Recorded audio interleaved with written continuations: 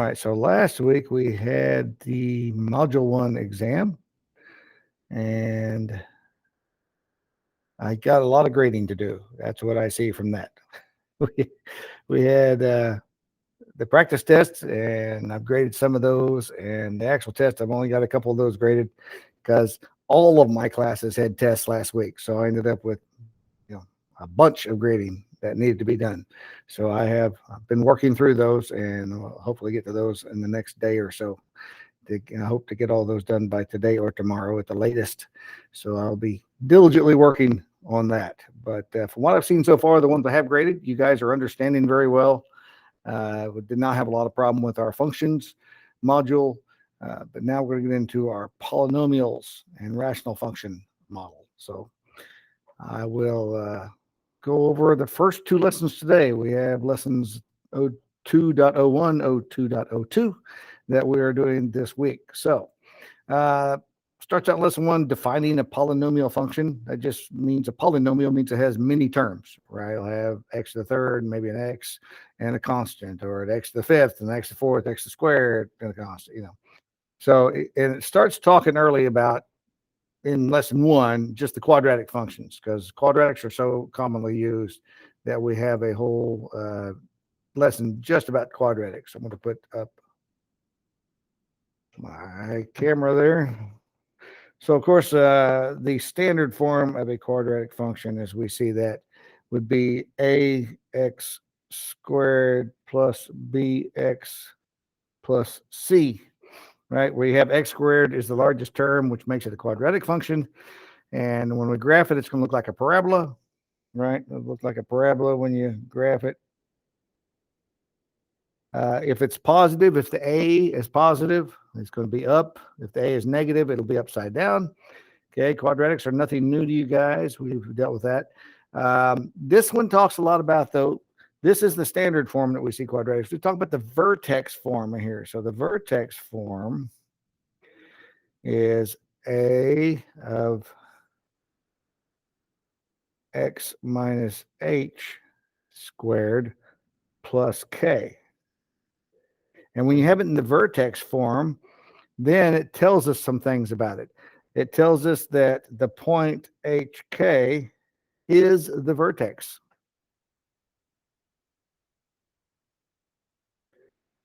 And that the axis, the center of that parabola, right, the axis of symmetry for that is going to be the line x equals the h, whatever that h is. So when we have it in vertex form, we do it like this. And it talks about converting it. Let's say if we have a quadratic, and let's say this is our quadratic, 5x squared plus 10x plus 6. All right. We don't know a whole lot about how to graph that right off. We'd put it into our graphing calculator or put it on our graphing website and let it graph it. But we can convert that to vertex form and learn a lot about it. So let's factor, first off, this right here. So let's say it equals 5 times x squared plus 2x plus 6. And in order to convert this, go back to completing the square, which you've done a little bit in the past. So we're going to bring that back as a reminder. We need to make this a factorable quadratic right here in the middle. So to do that, we got to figure out what do we need to add. And what we do is we take that middle, that term right there is going to be the middle term. We divide it by 2, and then we square it. Divide it by 2 and then square it. So if we take that, divide it by 2, That means it's 1, and 1 squared is 1. So we need to take and add a 1 on the end. But we also need to subtract a 1, or else we've changed the equation, right? So we add 1 and subtract 1, so it's still the same equation on there. So now this part we can factor. This part we'll need to pull out. But remember, it's in parentheses being multiplied by 5. So when we pull out, it's going to be a negative 5. So we have 5 times x squared plus 2x plus 1 minus 5 plus 6. Because we do have a number outside here that's affecting that minus 1 that we added. So now let's factor it. This factors to x plus 1, x plus 1. Let's see, minus 5 plus 6. So we can simplify that to 5 times x plus 1 squared plus 1. This is now vertex form. So we know the vertex of this quadratic equation, which started right here. The vertex is going to be at negative 1 because this is x minus the h. Since we have x plus 1, the h must be a negative 1. So the vertex is at negative 1, and the k is 1. That's where the vertex is. And since this is a positive out front, we know it goes up. So if we're graphing that, we can go over to negative 1 run right there, and that's going to be the vertex, and it's going to be going up. And we know that is the line of symmetry. Right, x equals negative 1 is the line of symmetry. So we know what the graph is going to look like basically. Now, the 5 is going to make it where it's not just a standard. It's going to be a vertical stretch on that. But we know a little bit about it where we can just do a hand sketch of it, not necessarily a graph. We can do a hand sketch without having to do any points because we know where the vertex is and we know that it goes up. So there is a lot of good stuff from being able to convert that to vertex form because it gives us some more information about the quadratic. So factoring it, being able to factor that. Sometimes, they don't factor well. We're going to use the quadratic formula. Everyone remember the quadratic formula. Let's do a refresher on that. Negative b plus or minus the square root of b squared minus 4ac all over 2a. And that one goes back to the standard form, ax squared plus bx plus c. You can always use the quadratic formula. I'll post a video in Google Classroom in the quadratic formula, just a funny story from college. It's about 4 minutes. I'll post that later if you want to watch it. It's kind of a funny story. It's where some of my video intro comes from. Some of the scenes from that made it to my video intro. That is the quadratic formula. So just keep that in mind. So I want to jump to the second lesson now. The first lesson is just all about this: vertex form, quadratic formula, factoring, quadratics. That is not anything new. But the second lesson has some good stuff that we want to talk about. So we're talking about the general features of polynomial graphs, right? So when we have just anything that's a polynomial, which means it has multiple terms, x to the fourth plus x plus 1, right? Just a polynomial, poly being many terms. General features.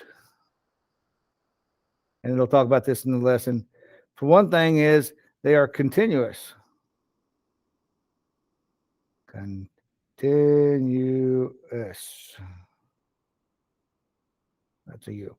That means when we graph them, they're going to have no gaps, right? If we're graphing it, there's no point where we don't have gaps in it where we lift our pencil. We can graph it continuous like that. And then the other thing is it's smooth. It doesn't have a point like that. There's no points in the graph. It's going to be a smooth, continuous graph. So smooth curves, right? So that's what we're looking at. Smooth, rounded curves, no sharp points. That's some of the features when we graph a polynomial that we understand about that. But we talk about in this two things: the binomial theorem and Pascal's triangle.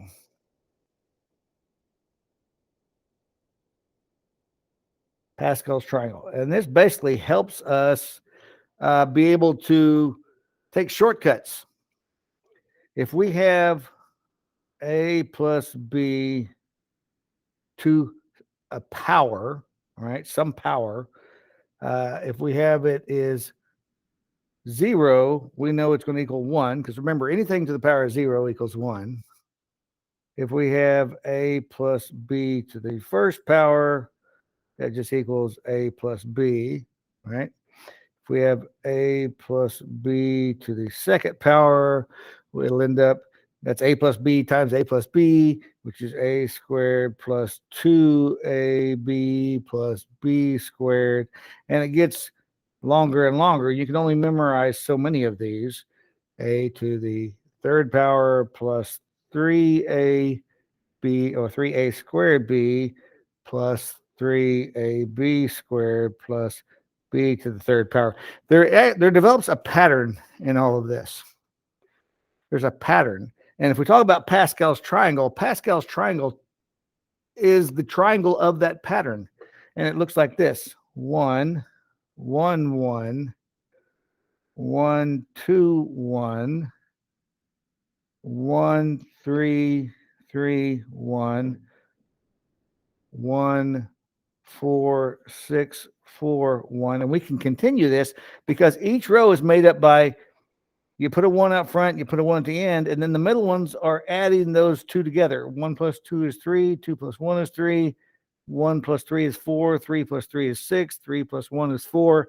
And we can continue and add more rows and add more rows. But what this tells us is this is the pattern. When we have a plus b to the 0 power, it's going to equal 1. When we have a plus b, it's just going to be a to the first power plus b to the first power. Here it's going to be a to the first power, or a squared, I mean, because we square, you do the whatever the squared is here, plus 2, there's a 2 in front of the ab, and then b squared. And then you get, where are we at? The third power. A to the third power. And notice it goes down. A to the third power, a to the second power, a to the first power. And then a to the 0 power, which is just 1. Where the b does just the opposite. B to the 0 power, b to the first, b to the second, b to the third. See that pattern? You got a to the third, a to the second, a, and then it's just 1 here. And b does just the opposite. Nothing there. B squared, b to the third. And then the coefficients are right here. 1, 3, 3, 1. That's the coefficients. 1, 3, 3, 1. If we did a to the fourth, the coefficients would be 1, 4, 6, 4, 1. So what Pascal's triangle tells us is we could already jump ahead and know what the coefficients are. So if we had a plus b to the fourth, because we already have that here on our triangle, we know that a's be a to the fourth, a to the third, a to the second, a, and then just 1. This would be 1 for that. We'd have a b, we'd have a b squared, we have a b to the third, and we have a b to the fourth. And then the coefficients would be just 1 plus 4 plus 6 plus 4, and then a 1. Just plus. So that would be the pattern of the a plus b to the fourth right there. 4, 3, 2, 1, 0, 0, 1, 2, 3, 4 for the b's and these coefficients. So let's look at that with an actual number, or an actual, let's put something there, x minus 3. And let's make it to the fourth power, x minus 3 to the fourth. And it does give this example in your textbook as well. So with x minus 3, that's our a and our b, right? So we know the pattern is this pattern here. So we would start out with x to the fourth. That would be our first term. Then we'd have plus 4 times x to the third times negative 3 to the first power. Plus, now we know it's 6 times x squared, b squared, negative 3 squared, times 9, right? Or negative 3 squared. Then plus 4 times x, and then b to the third power. Negative 3 to the third power, which is negative 27. And then at the end would just be negative 3 to the fourth power, which is 81. We can simplify this. So it'd be x to the fourth, 4 times a negative 3, negative 12x to the third, 6 times 9 plus 54x squared, 27 times 4 minus 1, it's a negative 27, plus 81.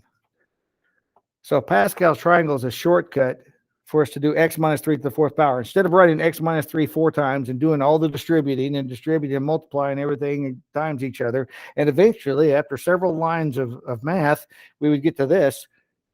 We can just jump straight to this, knowing Pascal's triangle. It's pretty cool. It's a pretty cool thing. You say, well, that's great, but what if I want to jump down to the 10th line? I got to do a lot of triangle to get there. That's where the binomial theorem helps us out. The binomial theorem looks like this.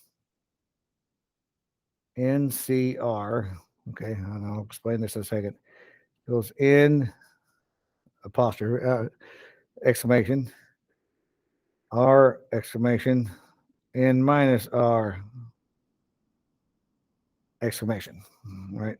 And let's have a reminder of what exclamation is. If I have 5 with an exclamation point after it, that's equal to 1 times 2 times 3 times 4 times 5. That means you multiply every number from 1 and to that number times each other. So 1 times 2 is 2, times 3 is 6, times 4 is 24, times 5 is 120. So 5 apostrophe equals 120. This, let's use this and talk about, okay, what does that mean? How does that help me? So this will help you find those coefficients without having to do everything up to it. So let's say we have that x minus 3 to the fourth again. So the n, this n right here is whatever power it is. So that would be fourth coefficients. And what we got to do is we got to check each one. This would be for r equals 0, 1, 2, 3, and 4, because we need to know all 4 of those. So if we want to know what the first coefficient is, we'd put a 0 in for the r. So this would be 4 exclamation divided by 0 exclamation times 4 minus 0 exclamation, right? So those zeros, 0 exclamation. Can we do 0 exclamation? Minus hidden in the way with it. This is going to equal just the 1. When we do 4C1, we've got 4 exclamation divided by 1 exclamation times 4 minus 1 exclamation. So this ends up 1 times 2 times 3 times 4, 2 times 3 is 6. So we've got 24. 1 times 2 times 3 is 6. So 24 divided by 6 is 4. First term is 1, second term is 4. Look at that. In our triangle, we already saw that. 1 and the second term is 4. The third one should come out to be a 6. Let's see if it shows us that. If it's 2, we got 4 exclamation over 2 exclamation, 4 minus 2 exclamation. So 4 is 1 times 2 times 3 times 4. We already calculated as 24. 2 times 4 minus 2. So 2 is just 1 times 2. So that's a 2. This is 4 minus 2. That's also a 2. So 2 times 2 is 4. That tells us our third term. So we work through all of those for 1, 2, 3, and 4. 0, 1, 2, 3, and 4. And it'll get us the 1, 4, 6. And we'll end up with the 4 again and the 1. It allows us to jump straight to this line of Pascal's triangle using the binomial theorem to calculate exactly what the coefficients are. What's the first coefficient, second coefficient, third coefficient, fourth coefficient, fifth coefficient? It's 1, 4, 6, 4, 1. Pretty cool thing with the binomial theorem. The binomial theorem. So Pascal's triangle, very useful. Binomial theorem helps us jump. If we're not one of the first few rows that's easy to calculate or easy to memorize, if we got to the 15th power, jump down and use the binomial theorem to figure out all of the coefficients, which there would be 16, right? Because whatever this power is, there's one term more. It's first power, so there's two terms. Second power, there's three terms. Third power, there's four terms. Fourth power, there's five terms. So 15th power, we'd have 16 terms, but we could figure out what they all are here. Or you can just keep building your triangle down till you get to the 16th. Pretty cool stuff. Cool shortcuts. All right, let's see what else we're talking about in this. Not that isn't enough right there, because that's some good stuff right there. The leading coefficient test, we've already talked some about that. If our leading coefficient is an x to the fourth, we know that the ends are both going to go the same direction, because this is an even number. Anytime you have an even number for your leading coefficient, your largest exponent, it's going to go the same direction. If we have x to the fifth, which is an odd number, that means one end is going to go down and the other end of the graph is going to go up. It could do all kinds of crazy stuff in the middle, doesn't matter, but we know the end behavior, Now, if this is a negative x to the fourth of that, right, so this is when the leading coefficient is positive. We're going to see this. The leading coefficient is a positive on an odd one. We're going to see negative infinity on the left, positive infinity on the right. The leading coefficient is negative. We're going to see downward. And again, it could be, could be a lot going on in the middle, depending on how high your exponent is. But the leading coefficient is negative. If the leading of a odd, it means we're going to be coming from infinity and go to negative infinity on the right. So the coefficients tell us a lot, whether they're positive or negative, and whether it's an even or an odd exponent on the leading, the largest exponent, leading coefficient, tells us something about the graph right away. What else can we learn about the graph? Zeros tell us a lot about the graph. So this is the last part of lesson 2. Some really cool stuff.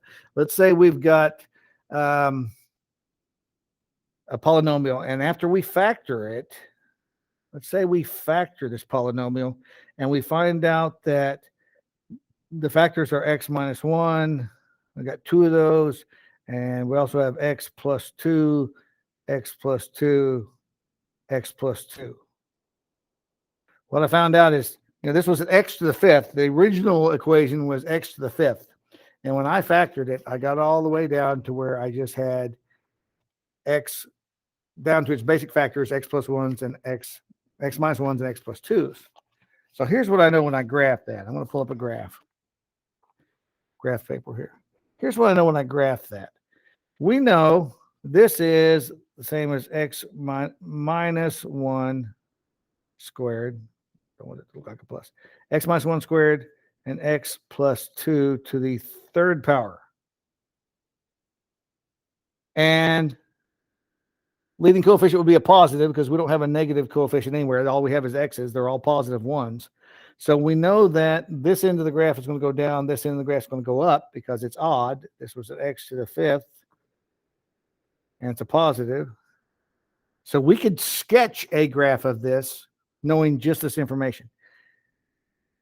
If x minus 1 is one of the factors, that means 1 is one of the zeros, because if we set that equal to 0, x minus 1 equals 0, x equals 1. And we know that negative 2 is one of the zeros. We know these are the zeros of the graph. So at negative 2 is one of the zeros, and at 1 is one of the zeros. What else do we know? We know since negative 2 there's 3 of those zeros to the third power. The zeros are actually 1, 1, negative 2, negative 2, negative 2, right? But we only need to graph negative 2 once. But there's 3 of them. Since this is an odd number, that means it crosses the graph there. It crosses the x-axis. But since this one, and I'm going to put this in blue, this is even. It's not going to cross. It's going to bounce. It's going to bounce. So if we complete this graph, and let's do it in green. We know that this is going to keep going down. This is going to come back and connect into here, and then this is going to go up. The graph is going to look similar to that. This is just going to bounce off the x-axis because there's two zeros at one. There's two of these. Since there's an even number, this bounces. Since there's an odd number of these, it's going to cross the x-axis. So that allows us to quickly create a sketch of a x to the fifth equation by knowing its factors when we get it down to where we factor it to like that. Pretty cool stuff.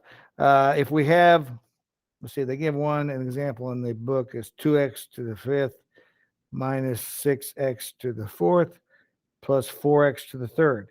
And on that one, when they factor it, the factors end up to be, or the zeros end up to be 0, 1, and 2, because it ends up to be 2x to the third, x minus 2, x minus 1. All right, so we just have three intercepts, and there's three zeros, really, three zeros on there. So that one would graph at the 0, the 1, and the 2. It's a positive, so it's going to come and it's going to cross every time. Every time is a crossing because they're all odd number of zeros. So we can make that quick and easy just by knowing the factors and filling out the zeros on that. So that's pretty cool. Really neat thing. And they talk about the intermediate value theorem. And the intermediate value theorem just says, let me kind of break this down into a nutshell. That says if you have, and it gives you the math theorem, let A and B be real numbers so that A is less than B. And if F is a polynomial function so that the function of A is not equal to the function of B, then in the interval AB, it takes on every value. So it just basically says if we have F of A, if we have 2 points, and let's say right here and right here, and this function is less than that function, that it means that every value between there has a value, right? So it'll say if the graph looks like that. It's just saying the intermediate value is like if these are not equal to each other, which they're not the same point, they're not the same point, they're not, this is a different point. That means in this function, every point's going to exist in between there. And sure, we understand that. Another thing it also talks about is the extreme value theorem, which means if this is continuous on a closed interval, which means there's no arrows at the end, no arrows. If this is continuous, then this has a maximum and minimum. That's what the extreme value theorem says. There is an extreme value maximum and extreme value minimum right here. Right? So the extreme values at the endpoints could be the ends. Like this is the minimum right here, right? That is there. This actually has a maximum right here. But there are extrema. You just have to calculate and see if it says if you calculate the value of x, if you calculate the x right there, the value of what the y is right there, what the function equals, and then the value on both sides of it is smaller, then that's a maximum. If it's higher, then that's a minimum.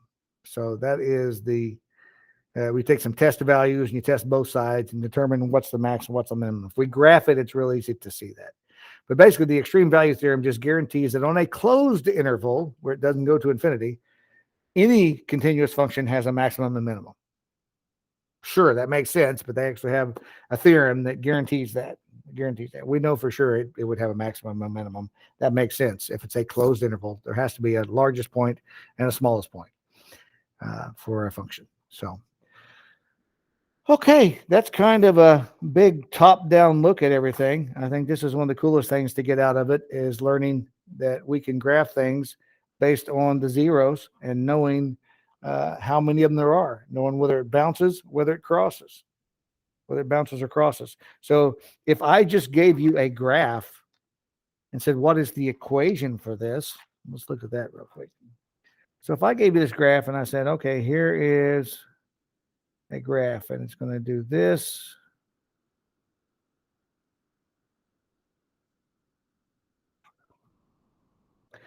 You know a lot of things about it already. You know that there's 1, 2, 3. There's a 0 there. There could be 1, 0, 3 zeros, 5. There's an odd number of zeros right there. But we know at least one. So this could be the graph of f of x equals, since this is at -3, it would be x plus 3 would be one of the factors. And then this is 1, 2, 3. That's positive 3, but it bounces off of it. So at x minus 3 squared, that may very well be the graph of x plus 3, x minus 3 squared. And you could multiply those together to get the actual standard form of that polynomial. But that will be acceptable for this. Now, it could be that this is a third power and that's a fourth power. That would take some more research to know on how smooth the curve is, what is the low point, where does it cross the y-axis. You know, a lot of times where it crosses the y-axis may help determine that too, because we know what the y-intercept, we could calculate the y-intercept by figuring out what the constant is at the end. What's the constant? When everything's 0, if we multiply this together, what's the constant down here at the end? What is the plus or minus value? And that would tell us the y-intercept. That helps us get the graph even more accurate by calculating that last number down there. But we know that this is odd and this is even just from the graph. So a lot of shortcuts. And when you take like ACT and stuff, you may have questions like that, where it gives you a graph and asks you what the function can be.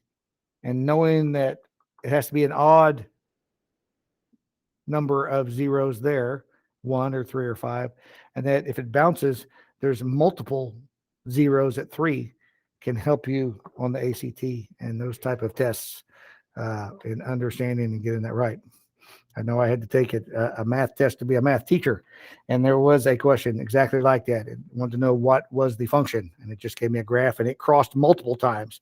It bounced once or twice, it crossed once or twice, and you just keep adding extra factors on there of x minus 1, x plus 2, whatever it is, squared or cubed or whatever it needs to be. So that's it. That's the big summary. So go through the lessons. You guys are doing real good at digging in here and understanding things. Try these problems. If you have any trouble, I'll be in class on Thursday.